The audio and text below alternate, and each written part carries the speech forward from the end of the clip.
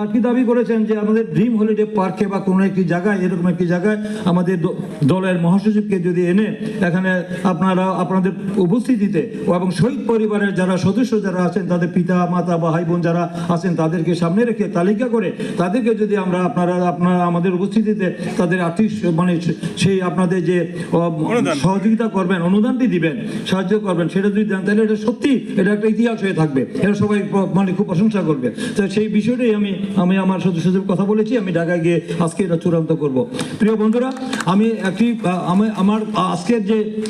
এই পরিবেশ যেটা হয়েছে, একটি ছেলে নাম তার সাগর, তার বাড়ি পটুয়াখালী, সে বলেছিল আমি যদি মরে যাই বিজয়ের পতাকা কবরে দিও, আমি যদি মরে যাই বিজয়ের পতাকা কবরে দিও। কিন্তু সেই বিজয়ের পতাকা যা কবরে ঠিকই পড়েছে, কিন্তু সেই বিজয় দেখে যেতে পারেনি।